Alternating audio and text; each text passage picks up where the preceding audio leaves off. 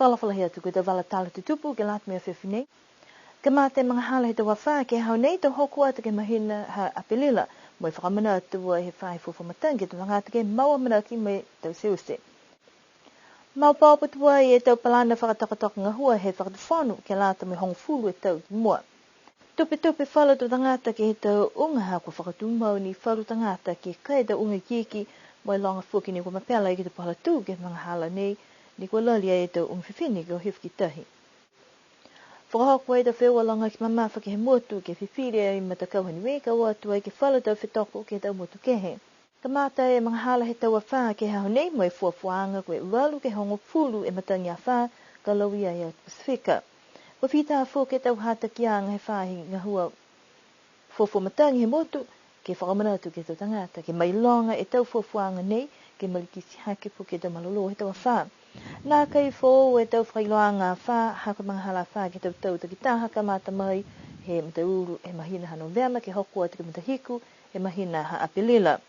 Mai ke ai hea wha ke lauia e tau motu he atu Pasifika mai ke whoki ke whai hikianga ke he holoanga tau wha. La lawhi atu ki lunga e tuanga he mawhanawhana whoki he puketahi e ko malikisi whoki tau numela wha.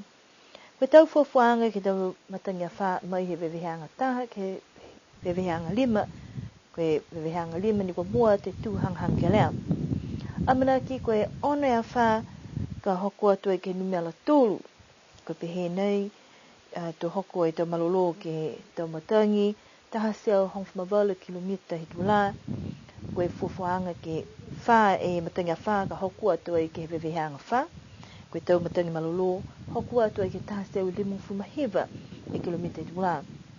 Koe tau matangi a wha weweheanga 5 ka eke kua molea e tau malolo he tau matangi he taha seo hivangfumaono e kilomita he tula. Tala hawa i e takitake whahi fuafuanga matangi ko Rosie Misiapo ko manako ke whakamanatu ke tangata ke whakatumau ke whanongonongo ai ke he leo taongo me kiskisi ai ke he TV niwe ke moa i e tau fuafuanga matangi. Whakatumau fō ke tau hatakianga ke mau tau sui se tangata he tau maanga ke mataala moe maua mamna ke mga hala whane ko hangawa te kiai tō oisi ai ke he aho tōrungu furu i Apelila. Kua mau pāpatua e palana whakatokatoka ngahua he whakatuwhono ke lata mai hongofuru e tau i mua wai lahe o nonuanga ke he mkoina he tangata niwe ke tā ke le mau i niwe. Wai kisikisi anga he koutu ke munuena niwe mai o nonuanga ke tānaki leveki moe pui mai anuiha ke kau whakataha ai fōki ke leveki e tau tangata moe takataka i motu. Haha ki lote palana whakatokatoka ngahua nei fitu e pō malolo he tau ngahua whakalaulahi he koutu. Whakamua koe tau puhala moa tope mo e tau ngahua asi hake munuina. Tau puhala ngahua ke iloa moe maama, pāhi tālanga me leweki ko loa. Tau puhala whakahanghanga mita ke he tau mui tangata. Whahi taktakai motu moe hiki kiang he matangi. Taonga ni we, ti taha fōki ni kua lalafi atua i kiai, koe tau matakau i whāwha he whakatuwhono mo e tau kau taha pisinisi.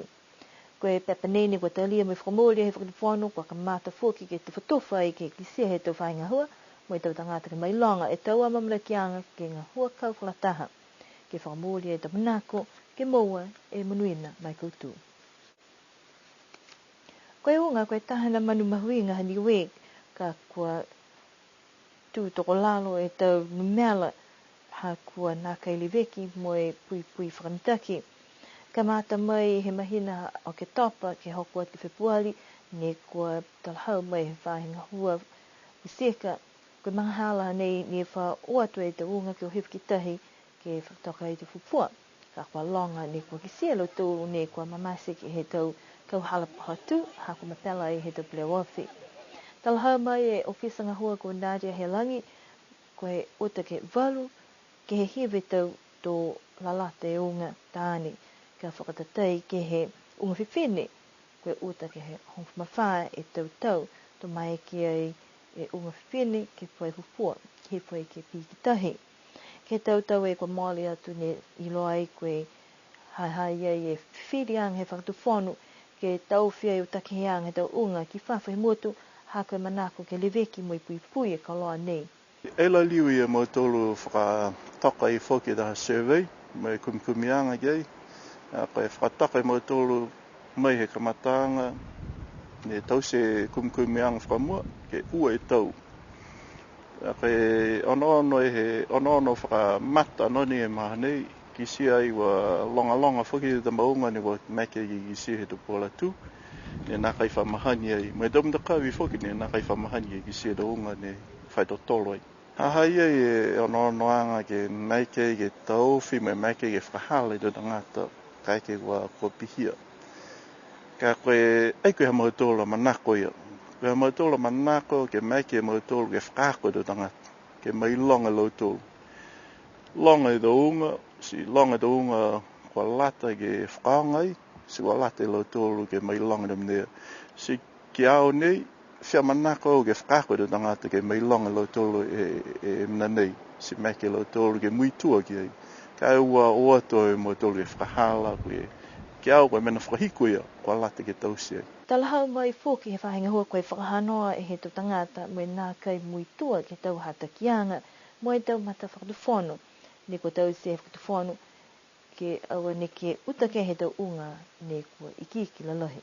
E onono ia mautolo ki ai, ke whakatutu e tau sain, mai ke tau whaua ke māme lautolo a, kai hoko atu e tau kaupora tū nei, wa tau mdakawi nei, si whakainene hefo, wa e mei longa whuki lautolo e tau mga aho, kau hefo e tau unga, mai ta whahi, e mai ke i whoki e hahai e whakainene e tau lautolo a horoi ke tau mdakawi nei.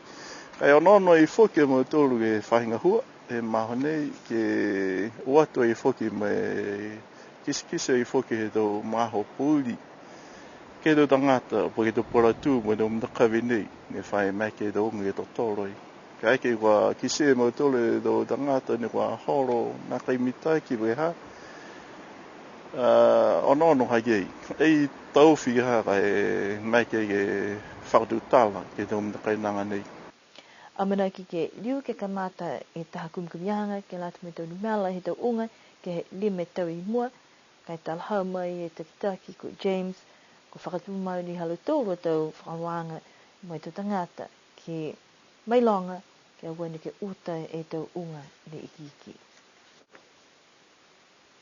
Ne whakahokwai e taha whewa langa ki mama whawhetoko he mtakau langa ki mama whaniwe ke hea whia au tuloto ke he Clayton's Bar he whahitapu e kwa mole.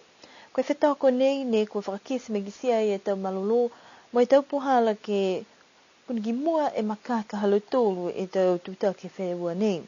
Talahau e takitake mtakau langa ki Haniwe ko Alentano to mouai he whetoko nei e hukui po ke tau hukui ke utai e tau hingoa ke langa ki ai ke tā whakaroanga ka whakahokua i ki New Zealand ni mahina hati sama.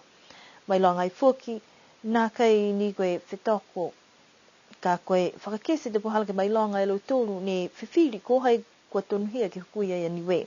Mai longa lai whetoko he tau muatu kua whakawhulataha he lalulangi, ne whakahokua e ki Scotland he tau e kua mole, kua koe whakamuala ia e whalu muatu he Pasifika, ne whai whakamei longa ni kua mō mai tau whetoko langa ki mamafa.